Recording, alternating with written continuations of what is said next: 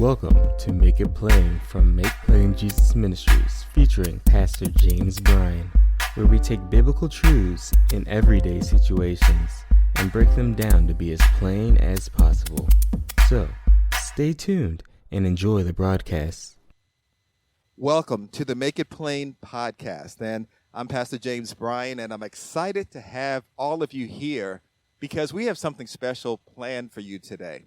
But first of all, let me remind you that when we have these podcasts, that the goal here is to give you practical insights into life and how to live it, the things that you go through and other people have gone through, to give you some really good insight as to how to make your life even better.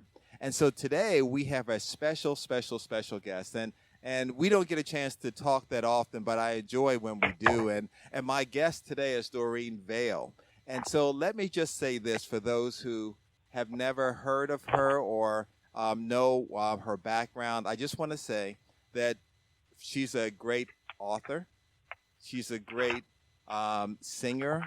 She's a wonderful speaker. She has a great husband. I've met him. And I'm sure she's a great mom and all those other things. But overall, what I enjoy is that she's a great person. And so on the line with me, she is going to just join us today, and we're going to just talk about just the whole idea of, music, and we want to talk about the power of music during hard times. And, I just want to say this one little quick thing, and that is, I met Doreen right before she became what I call big, where she was on television and everything else. And when I met her, she was just as humble as I see her now after she's been all around the world and everything else, singing, speaking, and all. So I am glad that she's here. So, Doreen, I just want to say welcome. Thank you so much, but now I'm going to have to go find that person you just introduced. Oh, that is so funny. That is so funny. Well, look. I want, by the time we finish, people are going to know that I was telling the truth. So take a few minutes. You're laughing like, oh, my goodness. Look, take a few minutes, if you would, and just tell everybody who you are. I gave a nice ramp up for you, but in your own words, who you are, what you're working on now, just some insight about you.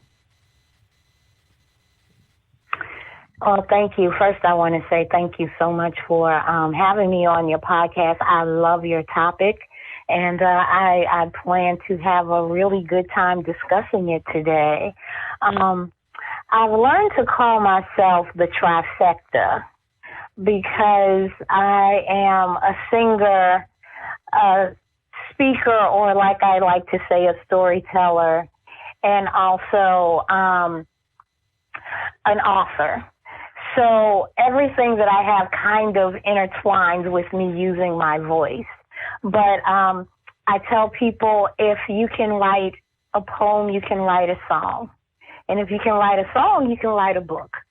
And once those creative juices start flowing that way, you find that more and more doors are open for more opportunities. I am an artist. I don't like to put myself in a pigeonhole of what type of genre. Genres were made to sell records, not necessarily to define the artist or the singer. So if they can call you a pop artist, then, they can sell to that audience, or gospel, they can sell to that audience. If anything, I call myself a soul singer because that's where my music comes from. And so I'll sing just about anything that feeds my soul good. I am a mother. I am a wife of, my goodness, in September it'll be 43 years. Wow. Yes, I was a child bride, maybe just 3 years old. I'm a grandmother of amazing grandchildren, and my passion is people. And I use my gift to help people, but my passion is people, to see people just be better, be good, be at their best. I just want to help people. Gotcha. And so again, you're starting to measure up to how I introduced you. See, this is going very well so far. It's still early. I think my husband tells me that I need to add comedian to that trifecta and make it longer, because I definitely that's how I kept them laughing for 43 years. Wow, that's good. That's good. And for those who are listening, if you ever get to meet her husband, he's a really good guy. I like him a lot. Now, I'm going to begin to ask some questions of you. And so, music is key. And we know biblically and just in regular life, music has an impact. Yes, I serve as a pastor, and I've been in ministry for a number of years and all. But there are also songs that aren't necessarily church songs, and I'm not going way in left field, but that I've listened to and that inspire, uplift. And I even remember years ago, so and this is not a church song, but it's not something that you're going to say, oh, I found something in his closet. But years ago, there was a song that came out in the early days of Will Smith, and he and Jazzy Jeff did this song called Summertime. And they used to play it like every summer, where people would go out and then all of a sudden clean their cars. But it was kind of a nice beat and pumping and everything else. And people used to always get, yeah, this is summertime. But it's amazing how songs and sometimes lyrics, sometimes beats, combinations really have an impact on people's mood and everything else. Would you agree? Absolutely. I mean, they even have something called, if you go to YouTube or something, you can go into mood music, because they know that music can set the mood. Music in a church setting sets the mood for worship. It touches your heart in a different way, where you get ready to feel what's going to happen in that atmosphere of a church. Music can also set the mood of, we have date nights every Friday. I was joking with one of my friends. They went to Hawaii, and she said every night before they go to sleep, her husband would put Mahalia Jackson on. Wrong mood. Wrong mood. But there is music. There's music that sings about love between people, like the Song of Solomon, that puts you in the mood for loving and for dating and things like that. So definitely there's music that lifts your spirit. There's music that brings your spirit down. There's music that, you hear fighters will listen to before they go into the ring, because it gets them all pumped up and the adrenaline going, and, it gets them in that space. So definitely music does affect you. Okay, so...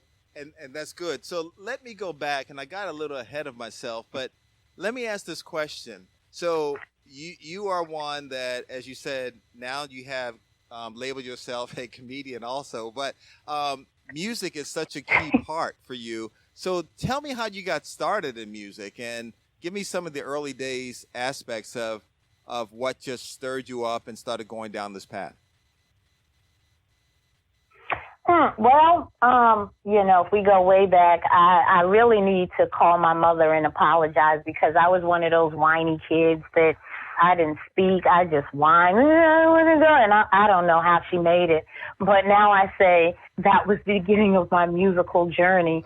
I've been making some type of notes flowing in music as long as I can remember. And then as I got older, I was a night owl, and still am, and I would sit up, and while everybody was asleep, after I went through everything that I had in my room, I would go and take my older sister's music, and she had jazz albums, and she had things that I had never heard of, and I would try to mimic them. When I ran out of that, I had a nursery rhyme book. And I used to go through the book and make songs out of these nursery rhymes, like, oh, Mother Hubbard went to the cupboard to get a poor dog a bone, at like 8 and 9 years old. Wow. I believe firmly, as I look at my grandchildren, that we arrive here fully packed with our gifts. Right. It's just when they're recognized, when they're poured into, when they're fed. So I know I got here with this, and I know that because now I can look at my grandchildren and nothing they've been taught or anything, you see them already developing. So I say that I got here with these gifts. When I started noticing, I would say maybe around the age of 9 or 10 years old, and that was the same age that, that I went to church and that I got saved and that I got filled, and then that took on a whole nother journey in music and everything else, and other things seemed to just open up to me spiritually. I tell people that at 9 years old, it was like getting a jet parked in your parking lot, but there's no way you know how to drive it, but it's yours. Right. And over the years, I learned how to get into the jet. I learned how to walk the cabin. And honestly, I'm just learning how to get where the cockpit is and see the power that I actually have had for a lifetime, but just didn't know it, didn't know what to do with it, and, to get that thing off the ground. So I've been singing. It started for me even before church. I was a Motown child, singing outside in the backyard. Yes, I was Diana Ross, all of them at the same time. And then, as I said, around the age of 9, going into church, it became more church music for me, and that's where I really began to develop and find out that I had a really big voice. Was in church for years and years in church. And, then you kind of, I transitioned through the place of that was the only music that I should be able to sing was church music. And really within the last couple of decades, I realized that music is music and it has meaning and it has mood, and everything in my life did not have to be church music to uplift me or for me to sing to uplift someone else. And so that's good. So I thought, Wait a minute, let me just say that. So and that's true. So you're using music in many different aspects to uplift folks. And for instance, one of the, I'm going to call it ministries for this sake, but one of the folks you were telling me, one of the areas that you reach out to for senior citizens, tell me how that music is impacting them. Oh, it's wonderful. Well, actually, it really started to impact me. I was an occupational therapy assistant for over 25 years, but the greatest tool in my chest was music. I loved working with dementia and Alzheimer's patients, especially the most difficult, that they might be combative. They were able and ambulatory, but for some reason they refused to walk. They didn't get dressed. I could go in their room and find the right song, like it may be an old show tune, some Enchanted Evening or 76 Trombones. It might have been a hymn. I would just, when I hit the right song, I could get them to work for me. Because instead of trying to convince someone against their will to try to walk and get out of bed, I sang, and the dancing came, so the walking came. So while I'm walking you down the hallway into the bathroom, into whatever else I need to get you to. We literally used to challenge some of our seniors because we played music all the time in therapy, and if we hit James Brown or the right artist from their youth, they would start wheelchair dancing, and if we needed them to stand, I remember in particular one patient I had who was a cancer patient, and his goal that we had for him was just to be able to stand for 3 minutes so that we could help him get dressed and so forth. We were so unsuccessful. After a couple of seconds, 30 seconds, that was his maximum. He couldn't do it until one day I said, I want you to stand because I found out that he loved him. And I want you to stand until I finish this song. And the song was 5 minutes long. Wow. I've seen people who had strokes and never used that paralyzed side, raise their arms up, and literally nurses would run out of it. And this would be not in a room. This would be when I would be invited into a nursing home or so forth. Nurses would literally run out the room because they hadn't moved that arm, or someone who was nonverbal stood up and started to sing one Christmas program, I just started singing Autumn Leaves. And this dementia patient that never says anything got up and walked to the window and just wept because I didn't know that was a song, his favorite song for he and his wife. Wow. I've seen the power of music. That testimony is amazing. So let me ask you then. So, we're in changing times, and to be honest with you, I know people talk about, times unprecedented and all these other things, and that's probably true, but we say it so much it's really pulling folks down. I'm just going to say changing times. And so in the changing times that we're in, people go through different things emotionally. So how could music, or what should the listeners right now think about where music can impact them in certain ways? What types of things where music can uplift and encourage that you want to share with folks so they can just think about it? I just want to say that, there's some type of music for every mood that you have. If you're in a depressed or anxious state, there's music that'll feed into that. Yeah, definitely. You find the songs that just feed into that emotion that you're giving, and you will find that it makes you lower and makes you more depressed. We sing in the nursing homes right now, and a lot of times they'll say, keep it upbeat because we want to lift their spirits. I remember when I have a stressful day, honestly, and I did this because years ago it worked for me, something just really traumatic had happened, and I was just really down. And I came home, and I put on one of the most, I think it was Stevie Wonder. And I danced for like 15 minutes straight, and I felt so much better. I mean, the words, that's why a song like Because I'm Happy was so popular. It had certain music have you doing different things and in certain emotions. So I say during these times, with us being bombarded with news every 3 seconds, coming through your television, through social media, through your phone, just like you can be bombarded with that and it can raise your level of anxiety. Bombarding yourself with certain troubling music can do the same thing.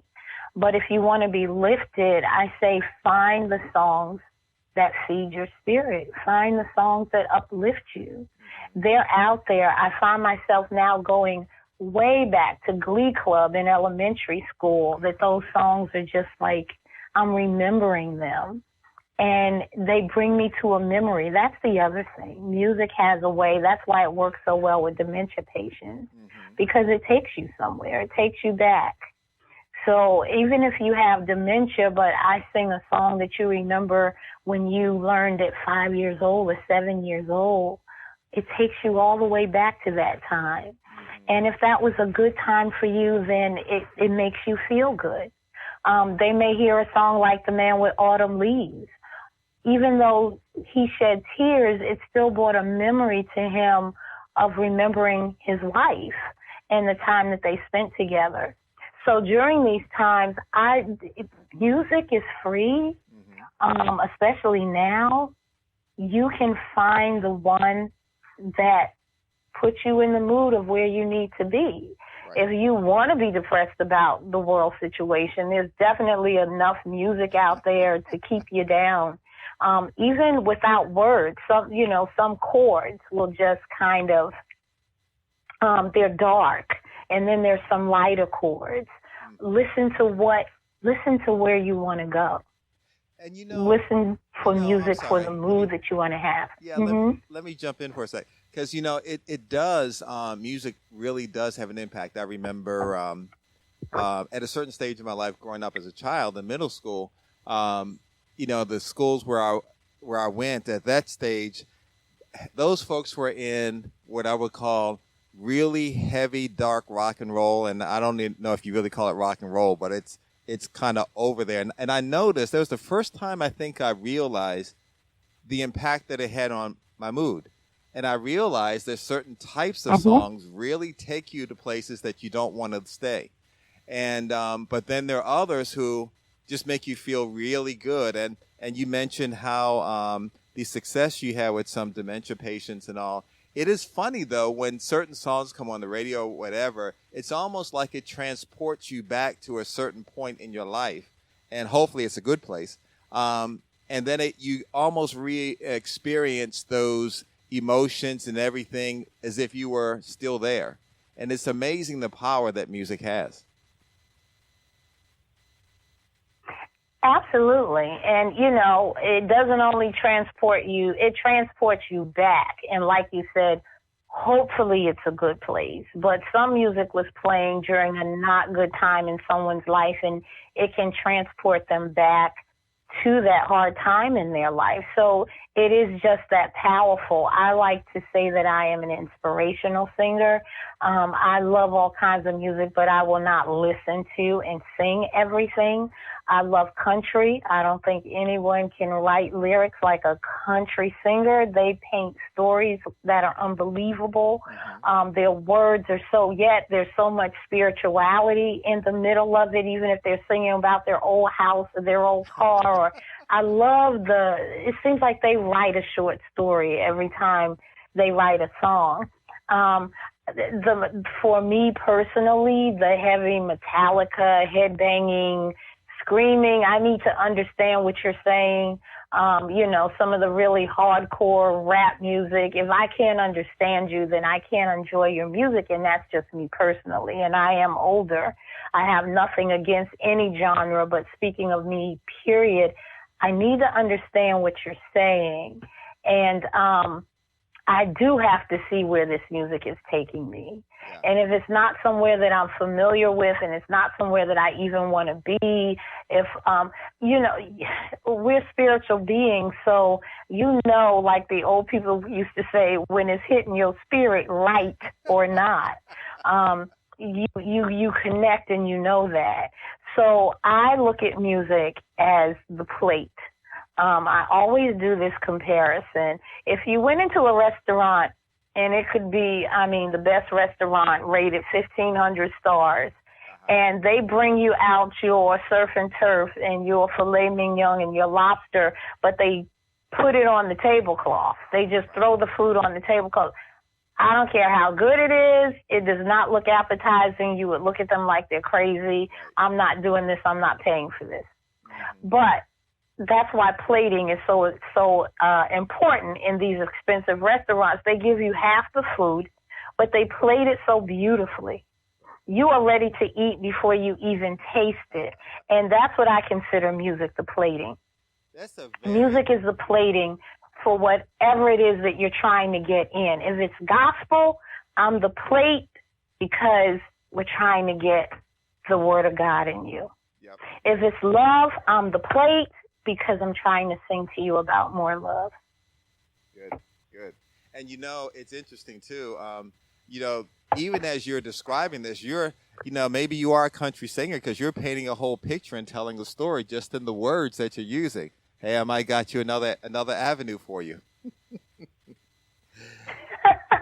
Well, you know, I do put storyteller in the trifecta because that's what my husband says that I do, but I love painting pictures. I want you to see where I'm going and get into your mind to paint that picture. Yeah, so.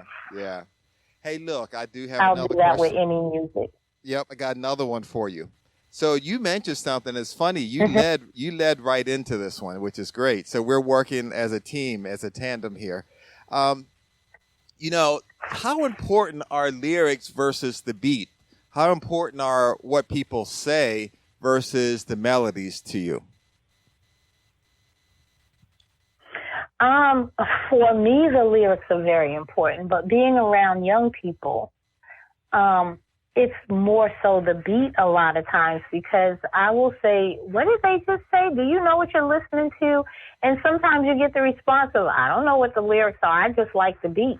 You know, but the beat has you bobbing, but the lyrics are talking about all kinds of crazy stuff and, you know, the language and what, you know, and do you feel that way? No, I like the beat. So it just depends. And I think people who are in music, in the industry, or whatever you want to call it, they understand the importance of the beat. Mm-hmm. You have young people that's all they do is make beats. They have no words, no lyrics. They make the beat, they pass it on to someone else because it is the beat that drives you in. These days, we don't get the opportunity as much because the radio just cut the introduction to none. When they said your song had to be 4.5 minutes or 4 minutes, then I think they actually got down to under 4 minutes. Wow. For radio. But when I was growing up, the introduction was everything. Wow. From the movie Shaft, or the bass line on Money, Money, Money, Money. Oh, yeah, I mean, you didn't get to it. You knew what was coming, and it was nothing but the beat. So the beat pulls you in, but for me, it is the lyrics because, like I said, for me personally, I do feel like I am the plate, and I'm feeding you something through the lyrics.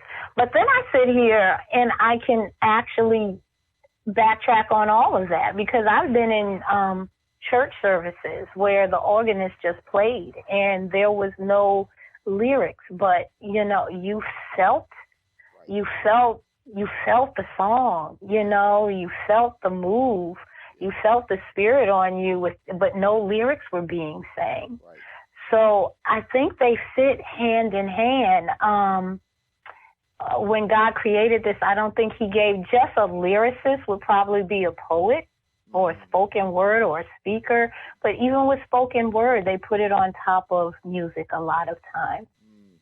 So I think they're both important. And I think they're both powerful and should be considered and used accordingly. I agree.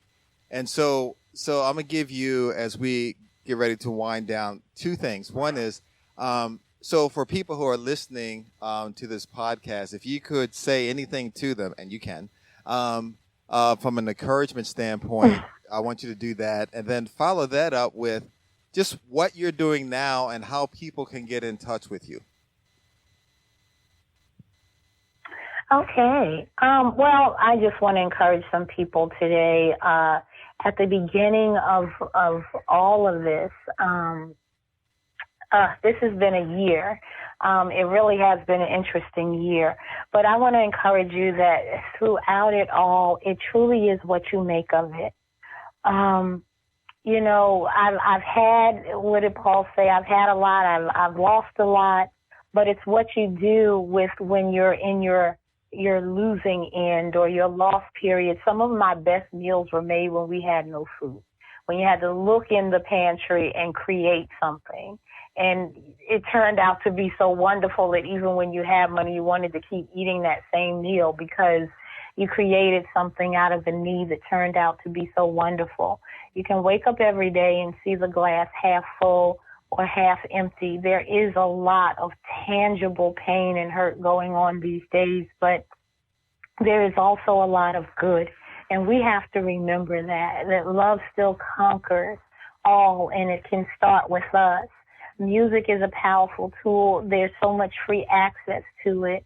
I don't care if you play the same song for the next 3 months. If it's feeding you, if it's working on you, if it's making you feel lighter, keep playing it, keep singing it, like they used to say, until it gets into your heart and you actually start to live the words.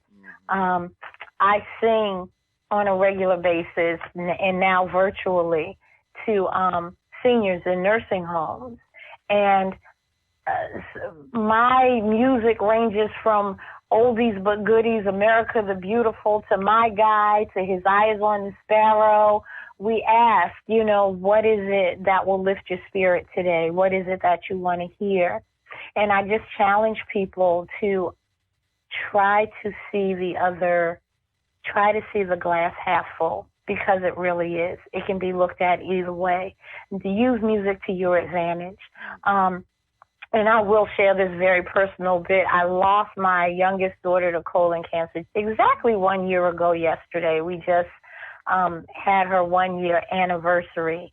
And for a while, I couldn't part my lips to sing. It just went away. And there was such an emptiness. I can't explain why it went away. It just went away.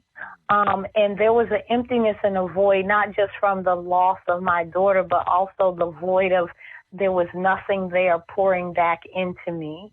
I've recently started singing again, and it's meant a world of difference to me. But bigger than that, it's meant a world to other people that haven't heard me in a while. And I say that to say you have something not only that you need, but what you have somebody else needs. So it's imperative that you can pull it together, not just for yourself, but to help someone else. There's such amazing power in music. That's why so much goes on in the industry. That's why Satan was the chief musician. And there's power behind that. I would encourage you to find your song, old or new. And if you sit long enough, you'll hear it. I had a virtual meeting called How I Got Over, and it was just us musicians. And all we did was play the songs that night of how we got over. What song rose up in our spirit during this hard time that we're going through. And it turned into such a beautiful night of just where we were able to sing to each other. It wasn't all church songs. It was just a song that helped you get over. It might have been Ribbon in the Sky by Stevie Wonder. It didn't matter. It was like, what song came to your heart when you just needed to hear something? Yeah. So I challenge everyone to do that. As far as what I'm doing now, I am, like I said, I like to say, I sing to old people, and now I'm old people, but I do the nursing homes. I am also, if anyone has home assisted living, I realize that there are a lot of seniors that are in that type of setting that I'm starting to reach out to, especially virtually now, to be able to go into the homes and uplift. I am finishing up my book. It's called Pain. When you can't move past it, you move with it.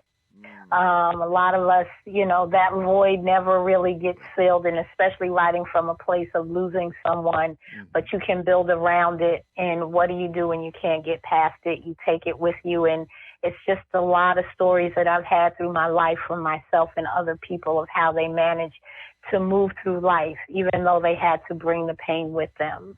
I am also, oh my gosh, Pastor Jay, I'm releasing a children's song called I'm Great and I Know It. I recorded it in Belize. And we're doing that for the children to encourage them, because I realize going into the school systems that a lot of kids are not being told how great they are. So I believe in self-empowerment. So this song, we teach it to the children, and they tell themselves how great they are and that they know it.